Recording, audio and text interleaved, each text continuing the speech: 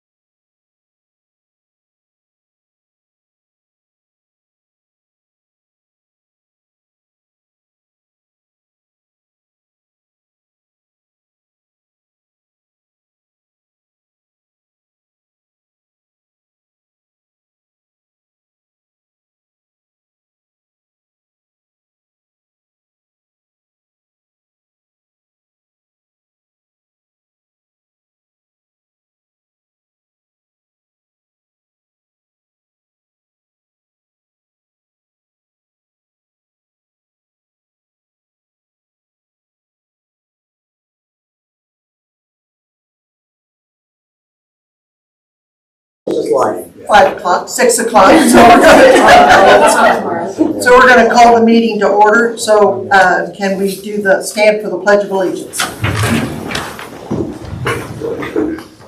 I pledge allegiance to the flag of the United States of America and to the republic for which it stands, one nation, under God, indivisible, with liberty and justice for all.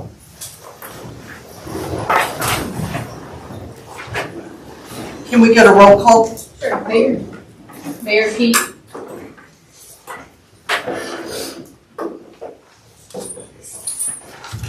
Mayor King. Councilwoman Niner. Here. Councilwoman Matern. Here. Councilwoman Emo. Here. Councilwoman Doomer. Here. Has everyone on the council had a chance to look at the agenda?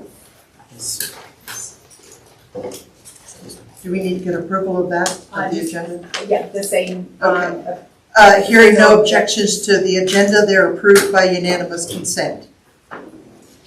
Has everyone had a chance to look at the consent agenda? Do we have any objections? Hearing no objections, they're approved by unanimous consent.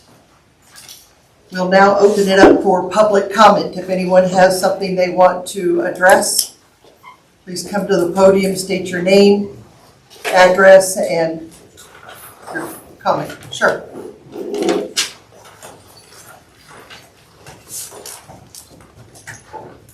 Is this on? Is it green? Yeah, it is now. John Self, 205 South Campbell. I just wanted to say thank you to the city council, the mayor, and our police chief for addressing my concerns about the children on scooters around town. I haven't seen any daredevils lately, and that brings me a great sense of peace, and I genuinely appreciate it. I criticize you guys a lot, and I'm probably one of your biggest critics in town, but I do genuinely appreciate the swiftness and the thoroughness with which you handled that. Thank you. Thank you. And we're still doing, okay, has that been posted? So you know, you're aware of that, John? We're having basically a Q&A is it the elementary school? At the elementary school on Thursday. I don't have that information right in front of me, but Thursday at what time? 5:30. So it's for parents and the children. The SRO officer is going to pretty much facilitate it, but That's Thursday the 12th? yes. Okay, cool, thank you. Trying to do everything we can do to educate the public and the kids and keep them safe and still allow them to be able to run. Thank you. Any other public comment? Okay, items for consideration is the special events application, the Hearn Group Family Fireworks Display on 308 West Commercial Street. Hello, Hi. I'm James Hearn. I'm coming before you once again this year. We've been doing this for many, many years, but we host a family-style event at the fairgrounds where we have a lot of family-friendly community things that we invite our clients and We partner with a local business here as well that we invite them in and we put on a fireworks show. And so I'm respectfully seeking the council's approval for that special event permit to do so. Again, it's a professional fireworks display, children's games and activity booths, face painting, music, that kind of thing, on June 27th of this year. Okay, well, thank you. Thank you. You guys, I don't have any further to okay, add. you guys have any questions on that? Just want to make sure the city advertises that for the public. We don't get phone calls for during the fireworks. And does that have to have a vote? Yes, please. Okay. Yes, motion a second and then a vote. Okay. So if there's no objections to that, can we get a motion to approve that application? I'll make a motion to approve the special events application for the Horn Group fireworks display. I second. You want an actual roll call vote? Sure. Okay. This isn't working. I'll just yell. Councilwoman Niner, Yes? Councilwoman Matern, Yes. Councilwoman Emo, Yes. Councilwoman Doomer. Yes. Okay, motion passed. Bill number 26-14, proposed resolution authorizing the dispersal of a city asset. I guess that's for me. We were doing some cleaning and spring cleaning and just reorganizing and stuff like that out in Public Works. And we have a pretty good group of old concrete forms that we've just kind of moved around here and there for years, ever since I've been here. And with the new curbing and stuff going in, I got to talking with G7 and asked them if they'd be interested in these forms. So we kind of discussed a trade basically for another 142 feet of curbing on Pine Street. And he's willing to do that with us. If he can get the forms, we would just trade off in another 140 plus feet of curbing. In your packet, it shows. I did a little bit of research on these forms. They're old. The boards are all worn out, rotted away. So the metal structure is good, so they would have to rebuild them all. And what I found online was if we sold them outright, it would be about $3,000 worth of recouping from this sale. And with the $33.02 per foot for the curbing, it would come to about $46.88 in revenue or new curbing. So just asking if we can trade these out for some more curbing. Do you have any questions? Since this is not an even trade, I mean, do we have to pay the difference or anything? No, it was just an agreement between Trent and our department that he would do the curbing for the forms. I just put the numbers together just so you had an idea of what we Value rate. Brenda or Jackie, do you guys have any questions on that? And I apologize, do we have to open that up for public? It's not a public hearing. That's up to you if you want to Okay. accept public comment.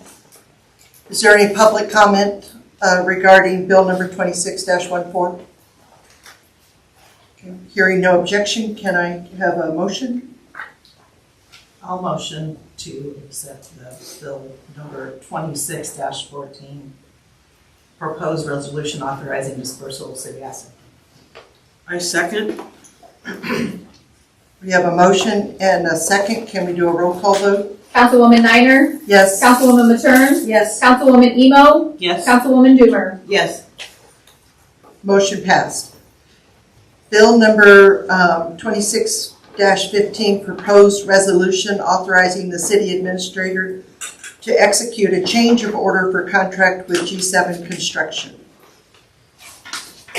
So this is just the same, it goes along with what you just approved, giving G7 the authority to, basically we have to do a change order in the exact same manner that the contract was approved, and so that's why you have it before you.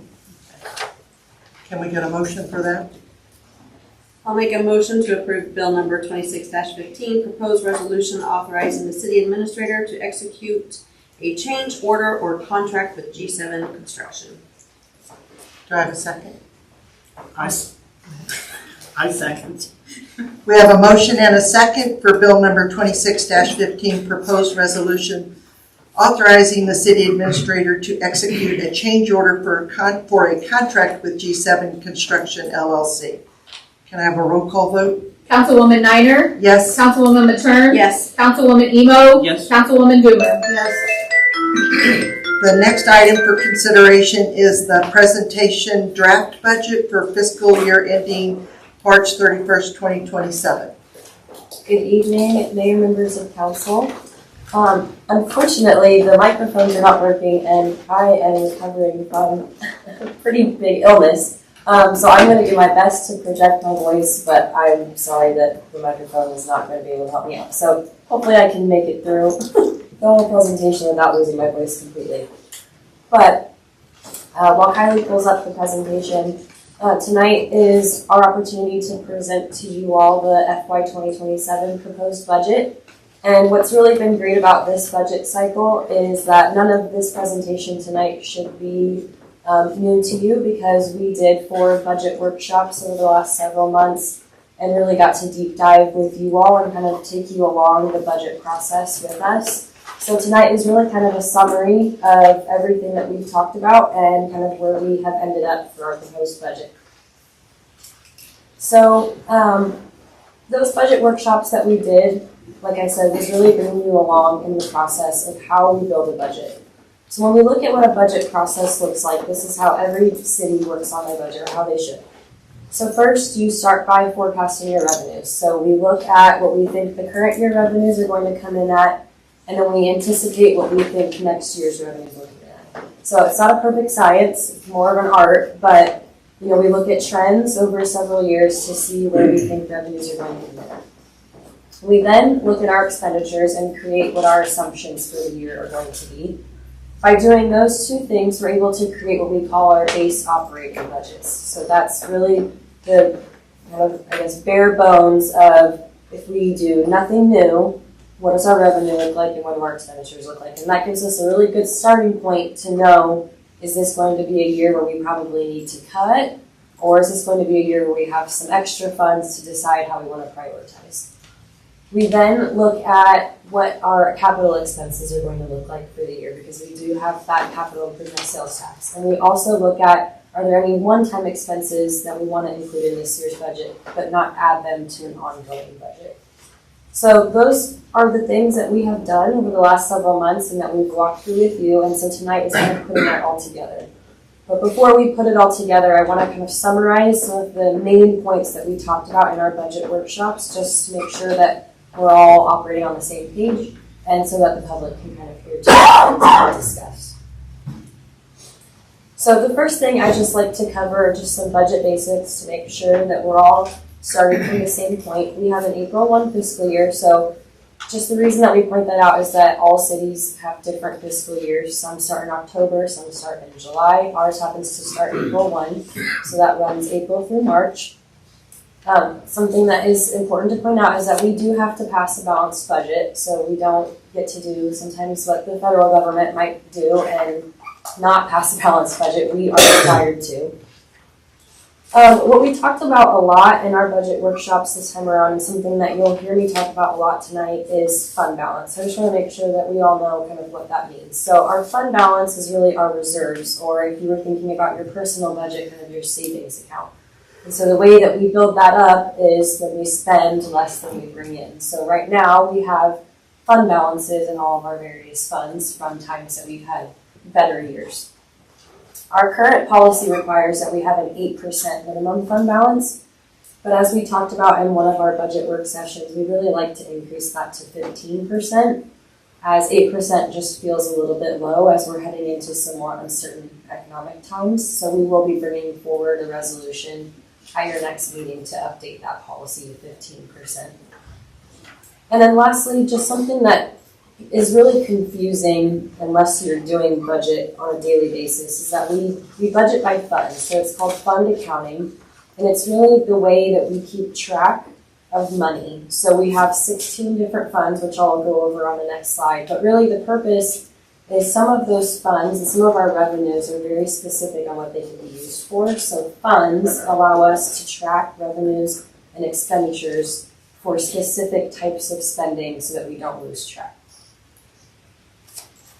So the next slide just goes over what our fund structure is, and sorry it's a little bit small, but we have 16 different funds that fall into these different categories. So the general fund, and that's the one that we'll probably talk about the most tonight just because that's where we're struggling the most. That is essentially where you have your general funds. That doesn't have very many limitations as some of these other funds do. In our general fund, we have police, we have admin, we have buildings and grounds, and then we have finance, city hall, that sort of thing. Then we have things that are called capital funds, and this is where we spend on only capital items. We cannot spend personnel or operating type expenditures out of these funds. And so we have three funds there, one of which we are not using anymore, which is that capital projects fund. Is that correct, Amy? We have a small fund balance, but it's mainly for government funding grants. Great. The next type of funds are called special revenue funds, and these are tied to special revenues like taxes that the public has voted on, and so we have to keep track of them separately to ensure that those funds are not being used for other things. So we have a transportation sales tax, we have a park sales tax, we have an excise tax, so those are all tracked separately so that we can make sure we're accounting for them correctly. We then have what's called an enterprise fund, and those are traditionally your utilities, and those operate as a business. So those operate with revenues that are from charges for services, and so we raise those charges for services when we need to based on what the expenditures are looking like. And then we have debt service funds to pay off any debt, and we have a GO bond fund where we keep track of those general obligation bonds. So while we have all those separate funds, there are some revenues that are major revenues that hit several different funds. So we have a city sales tax of 2.75%. 1% of that is for the general fund. We have a 0.5% for transportation, 0.5% for park stormwater, 0.5% for capital improvement sales tax, and 0.25% for the pool capital improvement sales tax. So that's what makes up the city's portion of the 9.1% sales tax, which we will go over on the next slide too. We then have property taxes, which we have a levy for. And there's a levy for these different funds as well. So the general fund gets a portion of the property tax levy, as do transportation, parks, public health, and then debt service. We then have franchise fees, which are the fees that these utilities pay to be in our right of way, and that all goes to the general fund. And then, as I mentioned before, the water sewer rates only can be used in the water sewer fund. So on the tax breakdown, the sales tax, again, sorry, it's a little small on the screen, but just wanted to show when we're talking about sales tax, what that kind of looks like. When you go to purchase something, it's not just the city that has the sales tax on there. The 9.1% is 2.75% is the cities, and 6.35% is from the state and the county. So this just kind of shows you the breakdown of all the different entities that have a sales tax for when you purchase something. Okay, so now when we're thinking about the FY27 budget, as I mentioned, one of the first steps that we do is to forecast our revenue. And something that if you attended any of our budget work sessions or listened to them, one thing that you'll know as we're going into this presentation is that our revenues are not keeping up with our expenses. So just wanted to show visually our two major revenue sources for all funds but water sewer are sales tax and property tax. So that top line, the red line there, is sales tax since FY21. You'll see that our projection for FY27 is only about $37,000 higher than what we think 26 will end with. So when you think about how much expenses go up in a year, $37,000 as an increase in revenue is never going to keep up. And this is not just Pleasant Hill, this is the state in general has seen kind of a flattening in sales tax, especially as people have started to change their shopping habits. And then the blue line underneath that is property tax.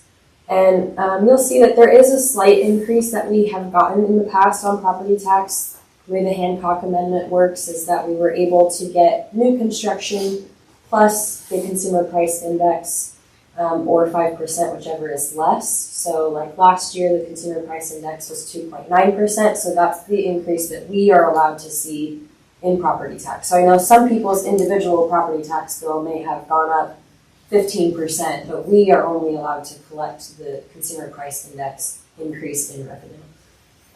Senate Bill 3, that is kind of, I think, maybe tied up in the courts right now, but probably, it will be on the ballot in April, would freeze property tax at the 2024 level, so we would not be allowed to get that consumer price index increase any longer. We would only be able to get the new construction addition. So those are just some things that we've anticipated for our revenue next year. And then I'm not going to go into detail on it because we talked about it in our work session, but there are some things in the state legislature right now that could affect our future revenues. Things like taking away sales tax on food, further changes to property tax, things like that. So those are just things that we keep an eye on, but those ones are not certain, so we're not including them in our forecasts for this upcoming year. And then interest income is one that I wanted to point out because I think a question that's naturally going to come to people's minds when we look at the state of the general fund is what's changed, what happened. And I think this chart does a really good job of telling part of that story, which is we had some years where we were getting to make a lot of money on interest income for our money that was in the bank. In FY25, we brought in $525,000 in interest income. Now the interest rates have been lowered. We're anticipating only bringing in about $200,000, and I say only, it's still a good amount of money, but in comparison to where we were, about $242,000. So as you can see, we had built up our budget expecting that sort of revenue, and now reality is setting in that that's no longer going to be a source of revenue that we can depend on moving forward. So we're going to have to scale back our budget in response. So after we look at our revenues, the next step, as I mentioned, is looking at our expenditure assumptions. So on the personnel side of things, we did include a 3% cost of living adjustment to keep up with inflation. I do want to point out that we do not have any merit raises or any market adjustment raises in this budget. This is truly only a cost of living adjustment for our employees. That is not something that I would recommend doing forever, because we will lose employees if we cannot keep up with the market and giving them raises that they deserve. However, with the budget state that we're in, we felt like only including the cost of living adjustment was the right thing for this year as we need to figure out what we're going to do. We also have built in a 3% increase in health insurance rates, and there are no new positions built into this budget. On the operating side of things, this budget only includes required increases or contractual increases. There are no new ongoing requests added to the budget. So when we were building our base budgets, these were the assumptions that we built into that so that we could really see where we were starting from. So then we move on to that base budget step. And the base budgets that we wanted to show you this year were really if we continued with business as usual. If we did not increase service levels, if we did not add any new services, any new positions, we wanted to see what are we working with. Unfortunately, in that second budget workshop, it was not super fun to present to you all that we do have a structural budget imbalance in 4 of our major operating funds. So that was the general fund, transportation fund, park fund, and water sewer fund. So our forecasts anticipate that we would need deficit spending in those funds if we continue with business as usual. And so one thing I highlighted in the meeting after that, just so that we could make sure we were all on the same page.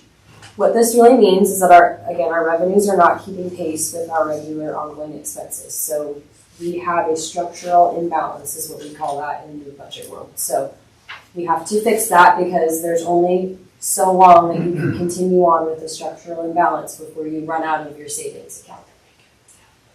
So we will need to make adjustments to the operating budgets to fix that imbalance. One thing I did point out to you all then, just because, it's something that I had been asked about, it doesn't mean that we're bankrupt. We can still pay the bills. We have healthy fund balances to get us through this temporary time. But we do need to make adjustments because we want to be fiscally healthy long term. We don't want to just make decisions on a year-by-year basis and just spend down our fund balance. So that was kind of the message to you all when we had that base budget conversation. So then the next budget workshop was talking about what our plan of action was going to be and kind of getting a feel from you all what you were comfortable with doing. So the feedback that I think I heard from you, which you can of course say, no, that is not at all what we told you, but what we think we heard is that we are comfortable utilizing some amounts of fund balance as a temporary bridge while we take the next year to figure out what those structural changes need to be. Now, on our sales tax funds, so transportation and parks, we think that those funds will most likely be okay once the Pleasant Hill Marketplace project comes in, because the fiscal impact study that they did anticipated about $50,000 a year for the first early years in each of those funds, and that's about what those deficits were. They were a little bit bigger than that, but those two funds should hopefully start to recover once that project is finished. Where that project does not make a big impact to us is the general fund, because that $50,000 in the general fund is small. So the general fund is really where we need to make these structural changes. So that's kind of the plan of action that we talked about in that meeting. And so what the rest of my presentation will look like is just showing you again what that's going to look like and what that will do to our fund balances. So then the last step of the budget process is talking about those capital items and those one-time expenses. So this is where I like to pause because I know that you and we will continue to get the question, well, how were you able to afford that item when you just told us that we have a budget problem? So I like to make sure that we spend some time understanding that we have a capital improvement sales tax that is there only to fund capital items throughout the city. So that half-cent sales tax was approved in 1995, and it cannot be used for personnel, and it cannot be used for ongoing expenses like maintenance, supplies, things like that. It can be used for equipment, vehicles, projects, things like that. So it is confusing to sit here and say, like, yes, we have ongoing issues in our other funds, but our capital improvement sales tax fund not only has fund balance, but it also brings in its own revenue every year. So that's how we are able to afford items and projects. Where we struggle to afford is people and operating expenses. The other way that we're able to fund one-time projects or things is planned uses of fund balance. So when you have healthy fund balances that are much higher than maybe your policy says, it is completely legitimate to plan to use some of your savings on projects that you've planned for or want to implement. So that is the other way that we can fund one-time things that don't hurt that ongoing budget. Okay, so that is kind of a summary of all the different topics that we covered in our budget work sessions. So then tonight is really putting that all together into what is in front of you as your budget for FY27. So what I'm going to do is walk through each fund and try to just make sure that you understand exactly what we've done and how that affects the fund balance, and then you can let me know if you have any questions as we go. So the total FY27 budget is $14.8 million, and what this first graph is showing is how that breaks out in our different funds. So as I mentioned, there are 16 different funds that all have their own budgets. So you'll see the largest fund at $5.7 million is the Water Wastewater Fund. The next largest is our General Fund at $4.3 million. And then the third largest is our Transportation Fund this year at $1.7 million. And then all of our other funds that have their own expenditures are so small that you can't even see what their numbers are. So that's kind of what the big picture looks like for the budget as a whole. We wanted to show what that budget looks like in a little bit different way too, and break it out by what the different types of expenses are for the budget as a whole. So the different types of expenditures that we've talked about, we have personnel, operating, capital, and debt service.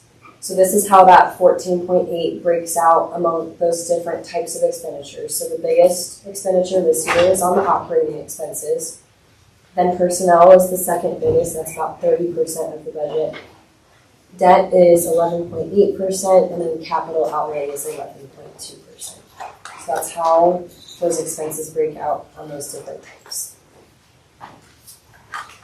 And then this is kind of redundant, but just wanted to say it again as we're going to talk through each of the funds, just kind of what the theme of the year is. And it's really that we have some imbalances because our revenues are essentially flat. Our expenses continue to rise just like every other businesses are.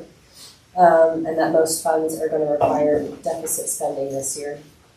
No new ongoing requests were added, only one-time capital or one-time expenses, and we're going to be using fund balance as a temporary bridge as we figure out some long-term solutions here.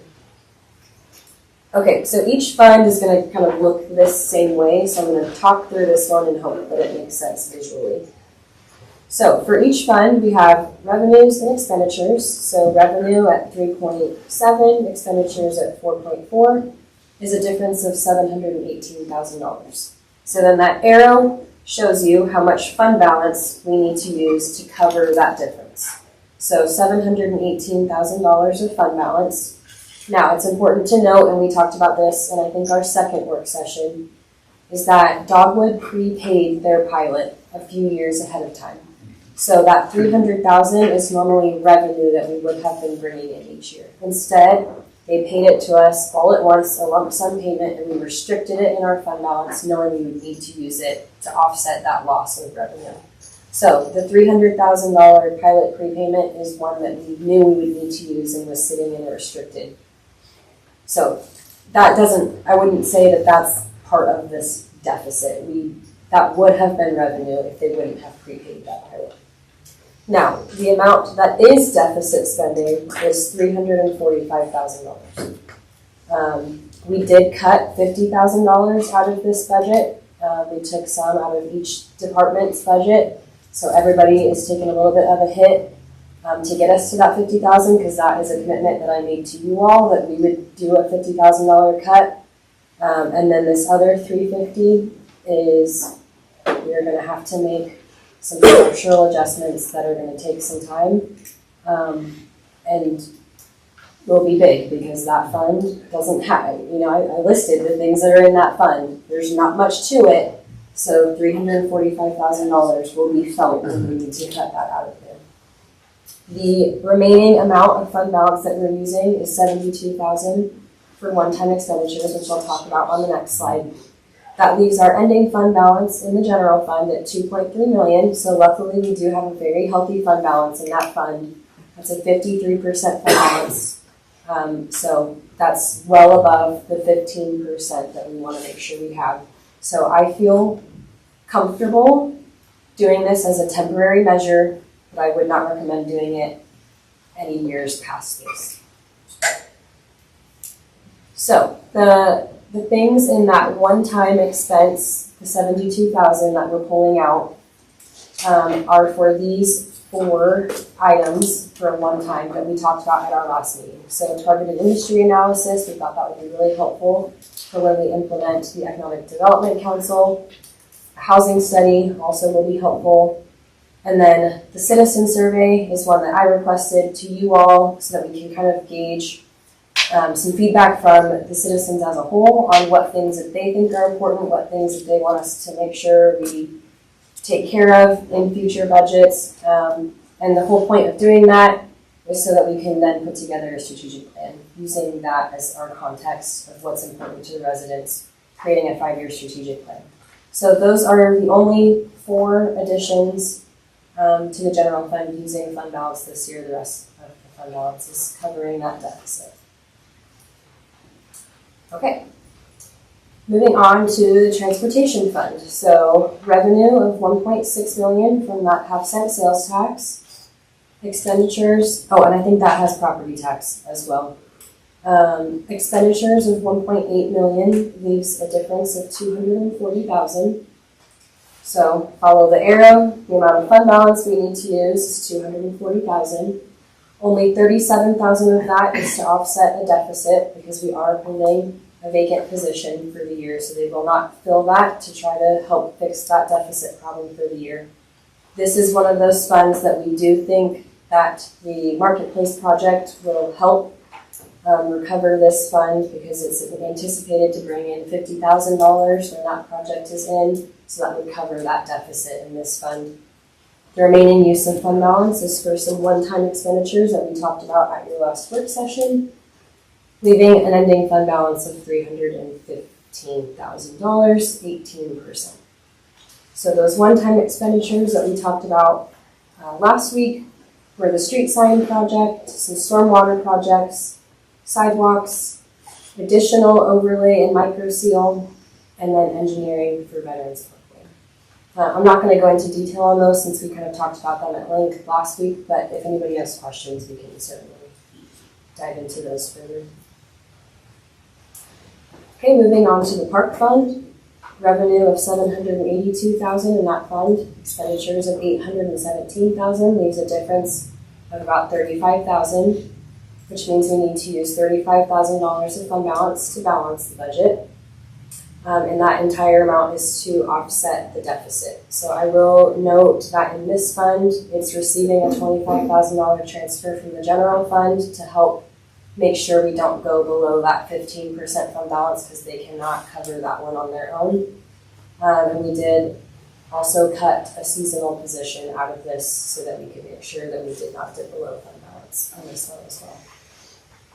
So again, hoping that the marketplace project helps this one into the future.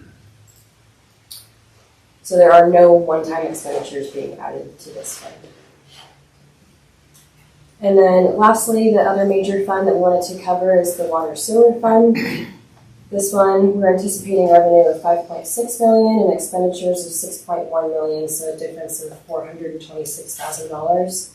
If you remember, a big piece of this is that Middle Big Creek is increasing their per connection fee to us, so it's just a pass down fee to us. This is not us adding anything to that budget. This is entirely us having to take on a fee that is passed down.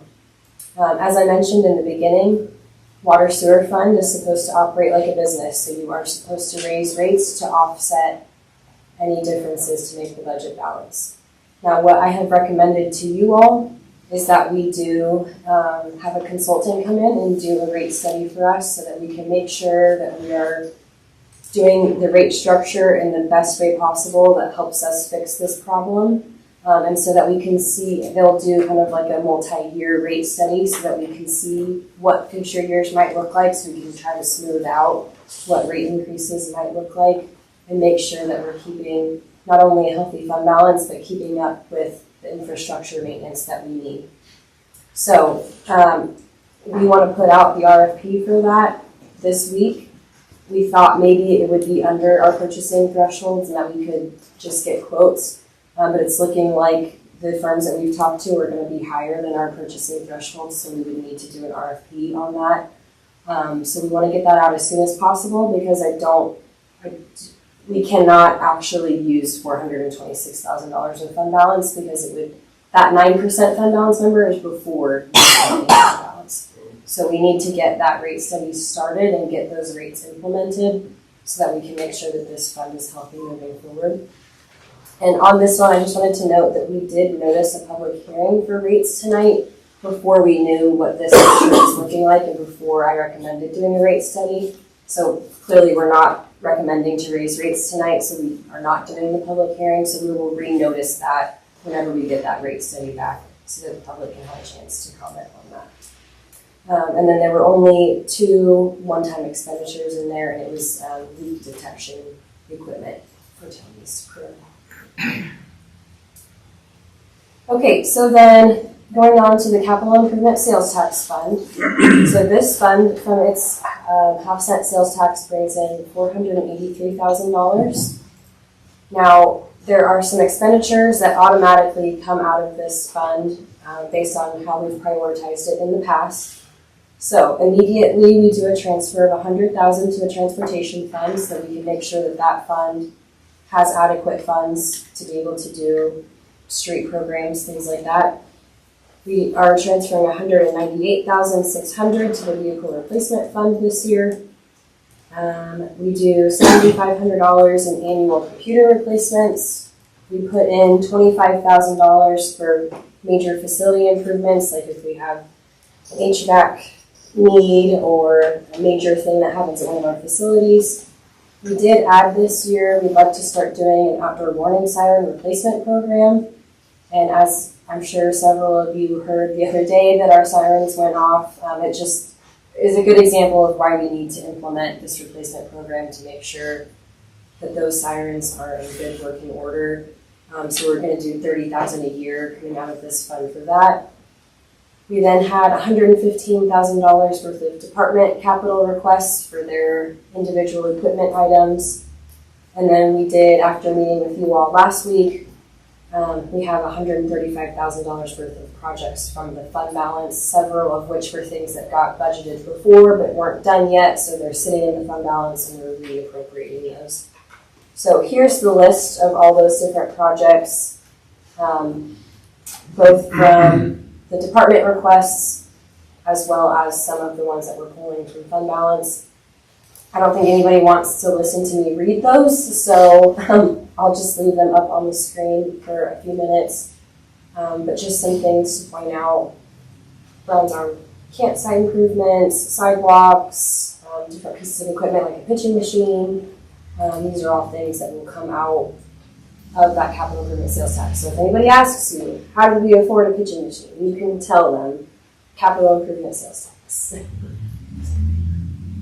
Okay, so the last thing I just wanted to briefly go over with you all is your budget book. So we will bind them and make them look pretty and everything for the final version, but this is your draft version of the budget book that you have in front of you.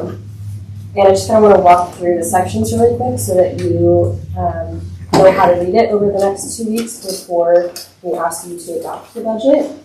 So the first section is really just kind of the budget book is more than just this is how we spend our money. It's also how we communicate to our residents what our priorities are. And really, if someone wants to know more about Pleasant Hill, this is a really easy document that they should be able to pull up and say, okay, I feel like I understand what's going on here. So there's more than just numbers in this. The first section is really an introduction to the city. So it has all of your pictures. It talks about who's on the leadership team for the city. It talks about our mission, vision, and values, and then some of our history, so that if anybody pulled this up, they would be able to get a little bit more info about their community. It talks about what our different community assets are, what our demographics are, and then our different tax breakdown. So that's that first section that we called Introduction and City Profile. There is then on page 19 a financial summary where we kind of walk through what all of our different funds are with some explanations and then the different departments that make up those funds. So that goes on for a couple pages. And then we list out what our fund structure and our chart of accounts are so that if you ever see like just the numbers, like Fund 10, Department this, you can come back and look at this and say, oh, Fund 10 means general fund. So this is meant to help you as you're kind of going through the book.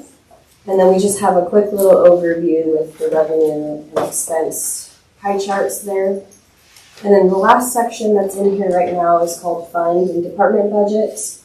And these, it starts with the summary of all of our funds, and it shows you like what our revenues are, what our expenses are, how we're using transfers, and what our fund balances are going to look like. So that's just a quick snapshot of all the different funds. And then it goes into detail. So you'll be able to see all of our different revenues. It shows 2 years of actuals, last year's budget. this year's budget estimate and then next year's budget. And then it goes into each department where you can see all of the line items and how much has been spent and how much we're anticipating to spend each of those. So, we wanted to make sure that you have this tonight so that you have the next 2 weeks to kind of go through this and ask any questions that you might have. Again, this is a draft, so if you catch things that you're like, that doesn't seem right, let me know, because there probably are errors and things that we will also continue to catch over the next 2 weeks.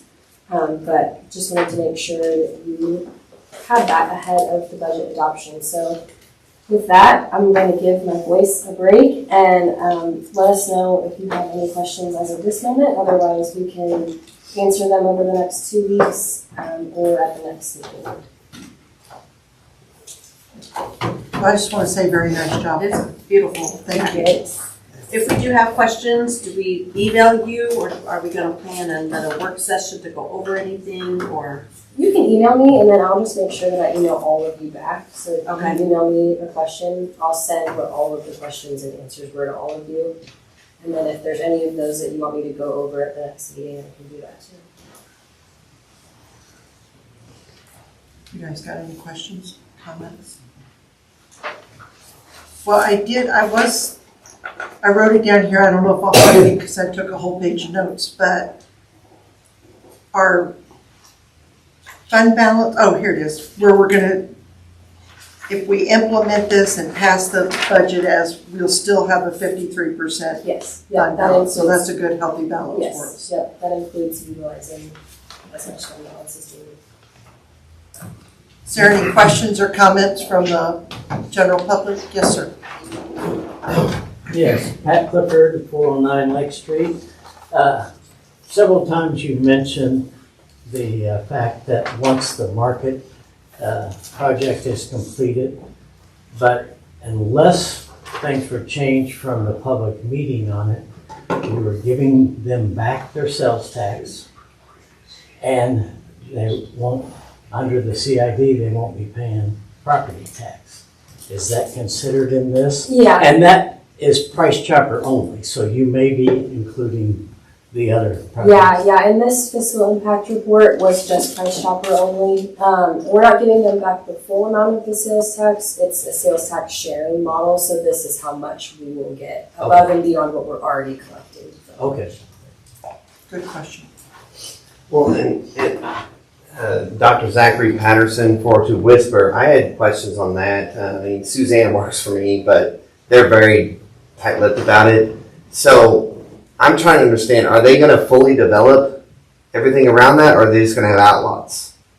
Because I've seen plans and they're all over the map. Some of them are fully developed, some of them are not. Yeah, and I And that's an apologize. important I have not distinction to been make. So the intent, do you want me to hit that? Yeah. Okay, so the intent behind, was that there would be up to 5 pad sites, for that development. In the initial conversations, they very much were interested in what this city, what the needs were of the community, you know, different areas that maybe could need addressed as far as leakage, of how to backfill those or to fill those sites. Again, I say up to 5 because if they came across a retailer or a development that needed a larger space, then maybe there would only be 4 sites because a space might need, you know, a larger space than what was allocated to allow for 5 spaces. So to my knowledge right now, we have not had any insight of what those spaces are going to be. Again, other than them just asking like, hey, give us your feedback. But since then, I personally have not heard anything back from them on there. But there were up to 5 pad sites is what was allocated in the initial plan. And their plan is to fill those, correct, or? I mean, as the developer, yes, I mean, that is their intent. I feel like they have probably a vested interest in obviously selling off those spaces and or filling them. That's how I However, there's- understood it, so I just Yeah. wanted. Any other questions or comments? Okay. Yeah. Oh, I'm sorry. Can you please post this presentation to the website? Sure. Thank you.